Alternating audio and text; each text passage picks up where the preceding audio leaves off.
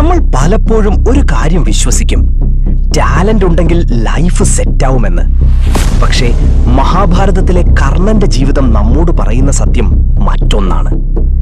കർണന് talent ഉണ്ടായിരുന്നു, skills ഉണ്ടായിരുന്നു, പക്ഷേ അക്സെപ്റ്റൻസ് ഇല്ലായിരുന്നു. അവൻ ജീവിതം മുഴുവൻ പരിശ്രമിച്ചത് ഞാനും അർഹനാണ് എന്ന് തെളിയിക്കാനാണ്. കർണന് സംഭവിച്ചത് തന്നെ കാര്യസാധ്യത്തിനായി ഉപയോഗിക്കുന്നവരുടെ കൂടെ ചേർന്ന് നിന്നു എന്നതാണ്. പാണ്ഡവർക്ക് കൃഷ്ണൻ എന്ന മാർഗദർശി ഉണ്ടായിരുന്നു. എന്നാൽ കർണന് ലഭിച്ചത് അവന്റെ പ്രതിഭയെ യുദ്ധത്തിനായി മാത്രം ഉപയോഗിച്ച ദുര്യോധനനെയാണ്. നമ്മളിൽ പലരും അങ്ങനെ തന്നെയല്ലേ? ടാലന്റ് ഉള്ളവരാണ്, പക്ഷേ റോങ് പ്ലേസിൽ നിൽക്കുന്നു. മഹാഭാരതത്തിലെ കർണന്റെ കഥ നമ്മോട് സിമ്പിളായി പറയുന്നത്, ടാലന്റ് മാത്രം പോരാ, നീ എവിടെയാണ് നിൽക്കുന്നത്, ആരോടൊപ്പം നിൽക്കുന്നു എന്നത് നമ്മുടെ വ്യക്തിത്വത്തെയും ഭാവിയെയും നിർണയിക്കും.